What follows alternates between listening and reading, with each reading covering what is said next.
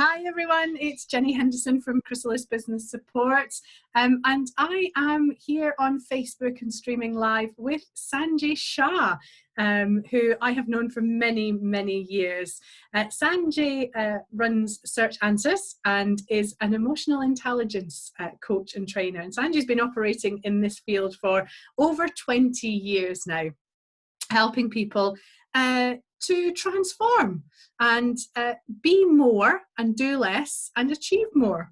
I've known Sanjay for, as I said, a number of years. I am extremely fortunate to count him as a client, but more importantly, and I hope he agrees because I've not run this past him, but a good friend. And he's someone that's very important to me and who's helped me over the years to become the person that I know I should be, and has put up with me for a number of years. Let's just say that, with all my idiosyncrasies. So, Sanjay, welcome to this recording today, and thank you so much for joining me. Hi there. I'm kind of smiling because when you said I've been operating for 20 years, when I started, if I'd heard somebody say they've been going for 20 years, I would think, wow, now I just feel old. Well, you deserve it, and we had an amazing celebration last year to celebrate you being in business for 20 years and helping people. And I know it's not been an easy journey for you over those 20 years. There's been many, many ups and downs, but it's a fantastic achievement to have been working in this field for that long. And I know you've learned from some amazing people and done some amazing things in your own personal development over that time. So it's just testament to how far you've come and what you've inputted into your own life as to how you've got to here. Yes, it has been a real up and down journey, which I think is the case for everybody, regardless of whether they've been going on for 1 year or 20 years. It is an up and down journey. And the key for me was to get used to the fact that it was going to be up and down. And I suspect many people at the moment are going through a down phase as well. So let's talk about this. How are you doing? What have you noticed over the last couple of weeks? How have things impacted you and what you've been doing in your business? I'm probably one of those annoying guys because I've never been as busy as I've been in the last 4 weeks. And it's a testament of our times, I think. And also this very technology that we've been using now, I adopted about 3 years ago because I was ill and I couldn't get out and about like I used to. And it completely and utterly transformed my business. So when people are kind of going on about video conferencing and how it's impacted them, I saw that coming through my business over the last 3 years, and it's made a phenomenal difference. So for me, it was a case of going on from maybe 60-70% online to 100% online. And the side effect of that, which is unfortunate, is I feel like I'm doing much more now than I was doing 4 weeks ago when I was in my world quite happily semi-retired. They want me out to work full time, and that's not fair. Excellent. I know you've been on a number of webinars helping other business owners and sharing some advice. So tell me a little bit about that and what you've been doing on those.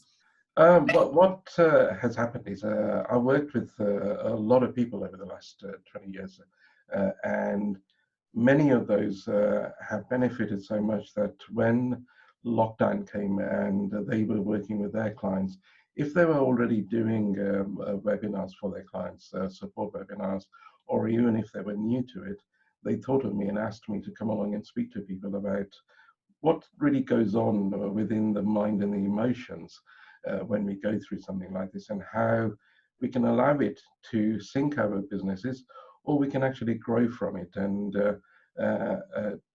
get through it in a much easier way than if we were just to apply to business the things that we've been applying all these years. So my role is just to show them a different way of operating so that they come out of it not just in an easier way, but in a better way. And when lockdown ends, I don't think there is anything such as going back to usual, because I think there is a new usual that's now actually being established. Yeah. on there. So the one thing that humans absolutely change, and I'm no different to this, is change. We like certainty. We like going about the way we've always gone about, and then suddenly life throws a wobbly and everything becomes uncertain, in this case, overnight. Yeah, I know. I do need to stop using the phrase, and I found myself doing it quite a lot when we're back to normal. And I need to find a different way of doing it, because I don't think there is a normal that we're going back to. I think this is now just a new way of working. It's now a new way of living. Yeah. There is no normal. I heard, and I know several people have been using this as well, and in some cases attributing it to themselves, but it was first spotted as a piece of graffiti on a wall in America, and it said something along the lines of, why would you want to go back to normal when normal wasn't working in the first place? Very true. Yeah. Yeah. And it's almost like we've put either a reset button or a pause button on life at the moment, and that's allowing us to just see things in a different way and think about things in a different way, I guess. Well, we think we've pressed the reset button, but life's still carrying on, and that's the bit that's really stirring us up. Yeah, we're trying to press reset. Like this and nothing's happening. It's like Control-Alt-Delete. Control-Alt-Delete. I want to restart, so I can't. Nothing's happening. Yeah. Brilliant. So, tell me what you've been speaking to with people. What's been coming up for a lot of people at this time? You know, there's a lot of fear, anxiety. There's a lot of emotions happening at the moment. Let me use an analogy that I've been using because it seems to kind of describe this quite well. So I live in a complex of flats, and it's not a very big complex. There are only, I think, 13 flats in total, and there are some nice grounds. And you know, it's a pleasant place to live in. But I also have the advantage, and I say that seriously. So listen to what I'm saying next. I have the advantage of having had 3 heart attacks, and those 3 heart attacks literally saved my life and made me as successful as I am today.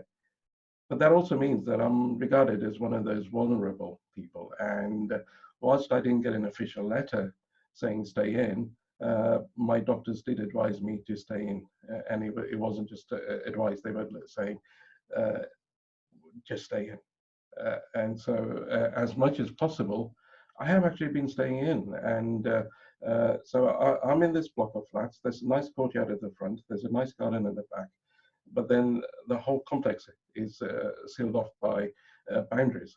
And the front part, where you actually leave the block of flats, is some iron railings. And they reminded me of a prison. So what I describe it as literally, we're all living in an open prison. And my example of the railings fits perfectly, because I can stand there now, I can look at the gates, but I can't actually get out of the gates. Or I'm allowed to, and it's an open prison. So in an open prison, prisoners can leave as long as they come back by the evening. So you know, there's a curfew period, and also it's not like completely free movement. You know, there are certain restrictions, and the restrictions that we have is I'm allowed to go out into the exercise yard for 1 hour. And I've got to come back within the walls. And unlike a prison, I've even got to cook my own food and do my own cleaning, which doesn't help either. So it's that sense of we're being controlled, we're being contained with just tiny periods of leaving. And of course, some people are flouting that in quotes. You know, and what it is they're not breaking the law because they want to break the law. They're just trying to get out of this open prison that we all find ourselves in. And we don't know how long our sentence is. It might be another 3 weeks. It might be another 3 months. There's no knowing. And also, it's a dangerous world out there when you leave, because on the odd occasion I've left, even I've been stirred up, because you get people who kind of don't just walk closely by you, but in a supermarket, they even brush past you. And you think, haven't they heard of social distancing? And the point is, whether they've heard it or not, they're not the ones being affected. You're the one that's actually being affected at that point. And that's the one thing that we do have control over. most things we don't have control over. We don't know what the hell this disease or virus or whatever you want to call it is going to do. It's invisible. And as Donald Trump is finding out, it doesn't matter how much you tweet, it doesn't pay any attention. It doesn't get stirred up. It just does what it does. And the same applies to us, that it doesn't matter how annoyed we get, it doesn't matter how we kind of fight what's going on. It does what it does. And that makes us feel complete and utterly powerless. Now, we might not admit to it openly, but deep inside, that's what's going on, that our lives are being dictated to by this invisible enemy. And we don't know what the hell to do about it. And for the first time, a lot of us have had kind of experiences where we've come close to death, me with my heart attacks, but the majority of us haven't. And for the first time, this thing, death, that's way off in the distance, we might reach someday, is right here. It could be, 1 to 2 weeks away if we catch the virus. And there are people who are writing their wills. I've heard reports that people were literally, during the initial phases of lockdown, they were writing their wills on the bonnets of cars because they can't actually meet the financial advisor. So the pieces of paper were left, and they would fill them in on the bonnets of cars. Or even in, if they got admitted to hospital, they were writing the wills. And so that thing called death, which we don't want to face, is shoved right in front of our face, and we have to look at it. And again, that really stirs us up, because it was that thing way off in the distance, and that's no longer the case for a lot of people. You talked a little bit about control there, so we can't control things. What does control bring up in people? How is that manifesting itself, and how are people struggling with that, and what can they do? Quite simply, in terms of emotions, when we feel like we are out of control, we don't have control, the core emotion that comes up in us is anger. Now, it could be a mild bit of frustration or irritation, or in some cases, it could be all kind of full blown out, kind of a blow up, a rage as well. And it depends how out of control we feel, because the reason we want to be in control is we want to protect our body, our life. And there are certain kind of mechanisms we as humans have in place. And I call these instincts. So the first instinct, the primary one for everybody, is the need to feel safe and secure. The moment we appear in this world as a baby, we are surrounded by this huge mad world of giants. And the very first instinct is to feel safe, safe and secure. And babies are very clever. They're much cleverer than we are as adults. So they grasp very quickly that if they do all those cute things that babies do, like smile and giggle and whatever, these big giants will cuddle them and they'll feel safe. They'll give them food and they'll feel safe. And then as they grow up, they realize that that old strategy of playing cute isn't quite working. So then they, how shall I put it, develop, advance into throwing the toys out the pram.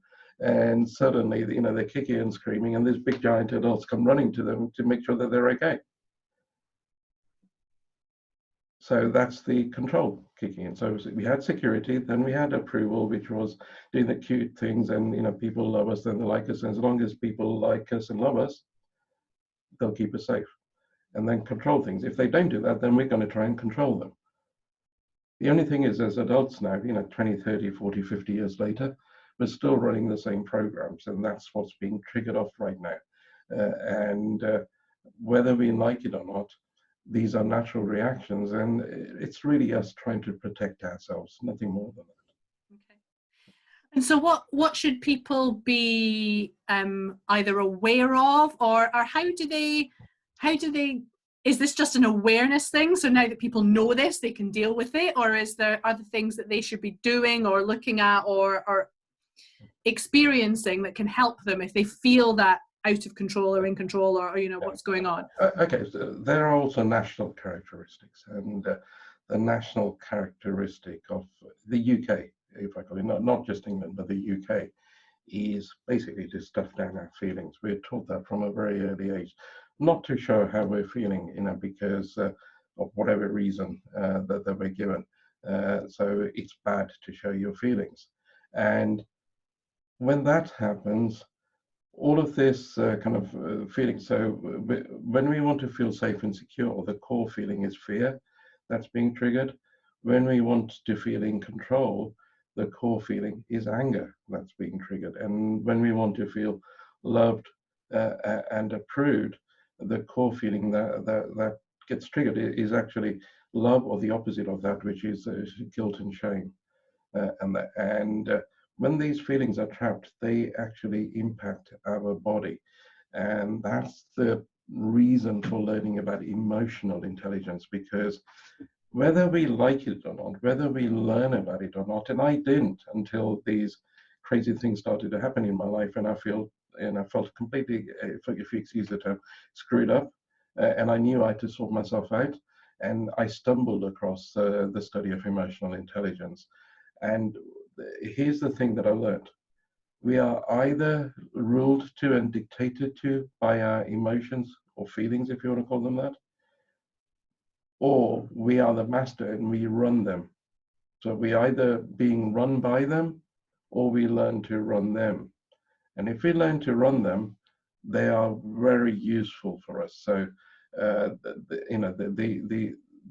emotions that I've mentioned so far of fear and anger and shame and guilt aren't particularly useful ones, but there are a whole bunch of useful ones as well. And it's better for us to be able to learn to be the master of them and run them than be the slave and being run by them. The majority of people are being run by them, and they don't even know that, because it's happening at an unconscious level. Cool. So you do a really good analogy, which I love, about emotional intelligence, which really helps people, I think, to understand it. So have you got your 2 bottles of water there? Can you explain to people about the 2 bottles? Because I think this, again, this... I want to do this. This is my Blue Peter thing. Here's one I prepared earlier. So I don't know how clearly you can see that, but yeah. Does that look like still water or fizzy water? It's just a bottle of still water. Okay. Yeah. And here's another one I prepared earlier. And how does that look? It looks exactly the same. No difference at all. Life comes and does that to us. It shakes us up. And now can you see the difference? Yeah, I can see bubbles coming from that one. That's that one. That's the one. Yeah, I can see all the bubbles in there. Still the same. Yeah. So those bubbles represent energy. We are like these bottles of water. We come in different shapes, different sizes, different colors, but what's inside of us is the same. And the energy that goes through us is the same. And the energy is called emotion or feelings. And some people might have heard the term emotion being broken up as energy in motion, E-motion. That's what it stands for. So these emotions are energy within us. And if energy is trapped in a container, it eventually starts to destroy the container from the inside, bit by bit. It's a slow process, but it happens. Energy trapped in humans causes disease. That's the cause of a lot of disease. So many scientists and medics agree now that the fundamental cause of disease starts off with emotions, that there is an emotional component to them. They don't fully understand what that is, but they know. In my simple analogy, that energy is just trying to get out to move, and we're saying, no, you can't. So it's looking for a way out, and it does that through disease. So let me just demonstrate something else then. So here's the fizzy water. This is what emotional intelligence is. Emotional intelligence is simply learning to do that. And I won't do this quickly because I don't want water all over my just listen out for the sound. Yeah. You pick that up? Yeah. Watch the bottle now. See the energy moving? Yeah. So the energy moves much more quickly with the cap off than it does with the cap on. That's what happens to us. Are we living life and using this energy which is going through us, or are we doing this and saying, no, we're not an energetic being. That's the energy still trying to move, but because there's a blockage, it's going to look for a way out through the body, elsewhere, through disease, through, and the disease isn't just physical. It could be mental, it could be emotional. And they're already talking about that, aren't they? About the mental impact of being everything in going on. lockdown. Yeah, that's what it is. So it's That's people getting stirred up, but not having a way of being able to release, it's releasing through different. Yeah, they don't know how to get that top off. If I can put it, they don't know how to blow off the steam. Yeah, they're not being taught except by exploding. Yeah. Exploding to me is waiting for that pressure to build up and then this lid blows up. That's not emotional intelligence, that's emotional stupidity. Emotional intelligence is literally just learning how to take the lid off, hear the sound, keep it off. And life will still come and shake you up, and sometimes it'll shake you up so much that you'll start to froth at the mouth, as I do, as you say. So, when you learn, it doesn't last, it's very quick. And that energy now can be used to grow your business, can be used to improve your relationships, can be used to improve your health, can be used to at least minimize the risk of catching this virus. That's emotional intelligence. Literally just take the lid off and keeping it off. You don't need any other theory. If you just remember this, that's it. And that's what I love about that analogy. One, it's so simple, and two, I think most people will grasp that concept. Yeah. And I know from I was emotionally stupid before I met you. That's exactly what I would used to do. I used to explain it to people like... Just for clarity, no comment. Yeah, okay. But I used to describe myself like a pressure cooker sometimes. I'd get to the stage where I'd blow the lid off, I'd have that blowout, and I'd go, oh, I feel so much better now. Oh, let's get on with life, But it would have been built up over a period of time. And now, from working with you and learning all about the EQ and the emotional intelligence side, I find it a lot easier not to let the build-up happen. So the build-up doesn't happen as frequently. And if I do recognize the build-up happening, I have got the tools and techniques to not let it get to the stage where it is a complete blowout. Unless I'm going back into my emotional stupidity where I do let it blow out. But then we have a good laugh about it, and I ring up and things happen and I apologize because I know that that's what happened. But on a practical note, so what have you got in place for people that can help them with this type of stuff?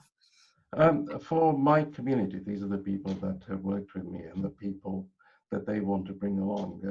I'm doing free webinars once a week, just to kind of talk about it. And by talking about it, I don't mean we sit there and have a good cry. It's more likely we sit there and there'll be a good laugh, but we'll learn from that. But on a practical basis, I've been running programs for many years, as you know, which teach people how to do this. And all of that is online now as well. And the beauty of online is you don't have all the overheads of offline, so the prices can be a lot lower. And for many years, people were saying, it'll never work online. It's not the same. You need to do it live. Well, there's no option now. And suddenly they realize actually it's a lot cheaper this way as well. And so in a perverse way, as I said, I've had the busiest few weeks I've had in business in terms of activity, because everybody wants to learn about this. And there are programs, so and several people who worked with me know that twice a year I run a 3-day retreat, which is a transformational event, and we've had some phenomenal changes over the years. Well, this year we can't run it live because it was meant to be in about 3 weeks' time. But we are running an online version of it, which is a fraction of the price again, and people can attend that from the comfort of their living room or the office, whichever it is that they're using to watch videos. Again, these are simple ways in which people can use their time much more effectively whilst we're in this lockdown period, because at some point we will come out of it, and then the choice is there to go back to how you used to be, to a system that didn't work anyway, or to continue to adapt this new way. And I suspect there will be many people who say, I don't want to go back to those old ways. I want to start to work in this different way. And there'll be many employers who won't be able to tell their employees, no, no, you can't work from home because you won't be as productive. Because what they've realized is actually people are as effective or sometimes even more effective. And I know businesses who implemented this a few years ago. They're way ahead of the trend, who already knew that working from home was more productive for most people. Not for everybody, for most people. Some people actually do need to go into an office because that's just the way that they are. And, that choice will still be around. Yeah, excellent. So, one last piece of advice that you can give people to at this time, what if they're struggling, if they are having an issue, what could they do, either from a practical point of view or just something that they would know to not get themselves stuck in that position at the moment? Okay, I'll explain it in a number of steps because this is what I encourage my community to do, and this is what they've been doing, and this is what has really helped them because, like everybody else, just because you know these emotional intelligence tools doesn't mean life's any different. It just means life's a lot easier. And for them, it's a lot easier. So they've been enjoying this period. They've had businesses which are growing or which are doing just as well as they used to before lockdown. And sometimes, they have been impacted, or in a lot of times they have been impacted because they've had businesses which suddenly had to shut. But this is the thing. The business got impacted, but they haven't. They're still in a place in which they can function and they're doing well. So number one, and I'll start off with things which actually don't cost you anything or don't cost you much, which is to have a buddy. And in our community, we encourage people to adopt buddies that they get to know over a period of time. And what's a buddy? A buddy is somebody you call up when you're having all this stuff coming up. And I'm not talking about you kind of sit on video nowadays rather than on the phone. So you sit in front of the video telling your story of how shitty life is. It's not about that. You learn the tools, but if you don't have the tools, it's still better to actually talk and say something than not to, because that means that that lid, once it's not firmly off, it's looser, and that's better. So some of the stuff is still beginning to flow on there. So talking is good, but talking, and if you feel worse after talking, all that means is you're talking, but that lid is still firmly on. So you're stirring up all this crap, but it's not going anywhere. And that's why you feel crap. So have a buddy system, somebody that you can trust, somebody that is going to be there for you, and you just look out for each other.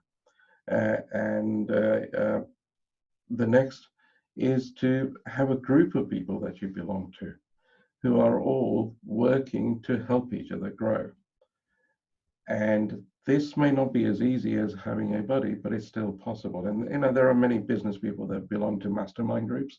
Just make sure that your mastermind group is taking you up rather than taking you down, because there are groups that are like that as well.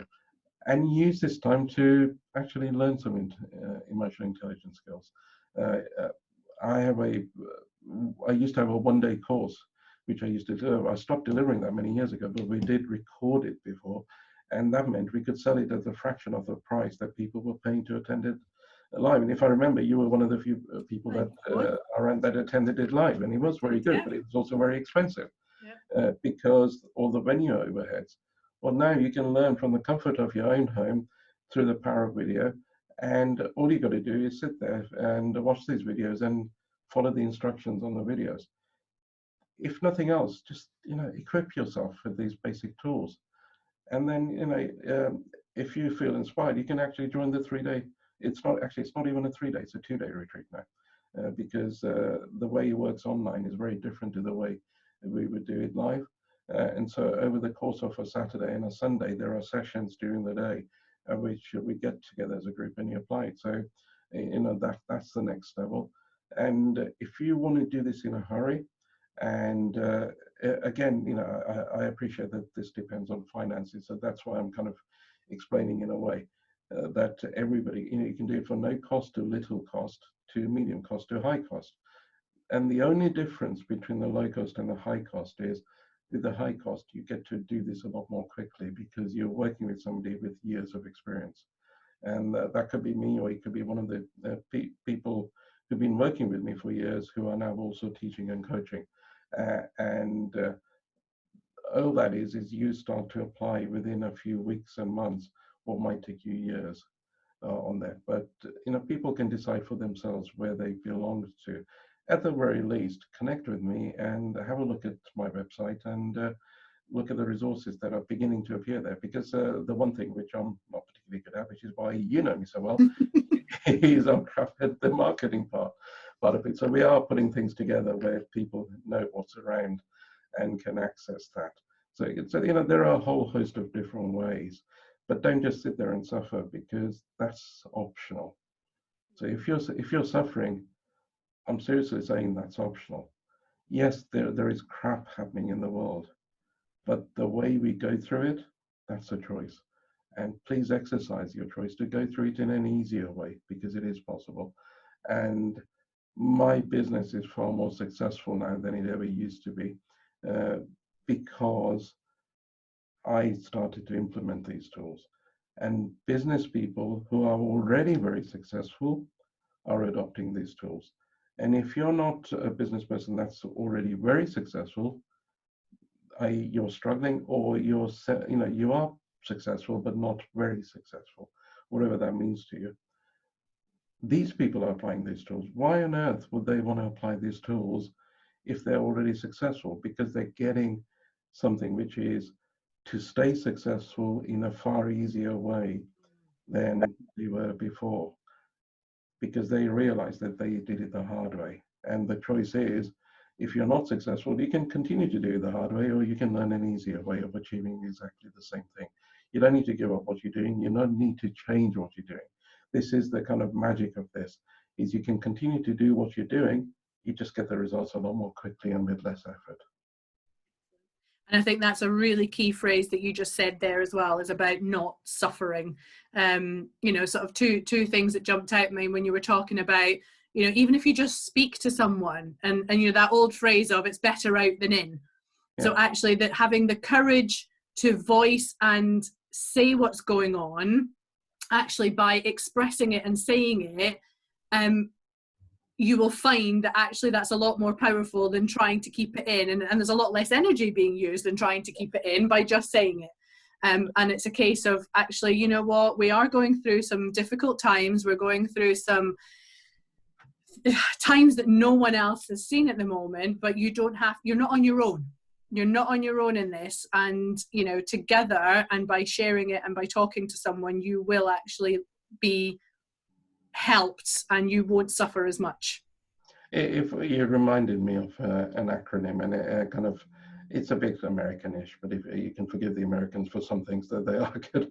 So it's the word team. If you look at the letters team, TEAM, what they can stand for is together everybody achieves more. And that really is true in emotional intelligence, that the power of a few or many is far greater than the power of the individual. Yeah, absolutely. Excellent, Sanjay. Thank you so much for joining me on this call today. I've really enjoyed it. I hope you guys have taken some things from this. I will be putting Sanjay's contact details in the chat box below, but you can connect with him on Facebook under Sanjay Shah. His business page is Sanjay Shah EQ. And his LinkedIn profile is under Sanjay Shah 01. So whatever method, please do reach out and connect with him. And if anybody's got any questions or they want to have any advice, then either contact me and I'll get you in touch with Sanjay, or put your comments below and we will answer them. But that's been really interesting. I've worked with you now for what? I think I was working it out the other day. It's about 6 or 7 years we've been working together. So one, thank you for putting up with me for all of that time. Thank you for all the support that you've given me and in my business career and in my personal life as well. I've got a great team of buddies around me that I use constantly as we go through this, and who are always at the end of the phone. And I count you as one of those. And I really do appreciate you spending time with me today and sharing your hints and tips and advice on how people can get through this and use their emotions to be more powerful and use their emotions to greater performance in their life. So thank you again so much. Thank you.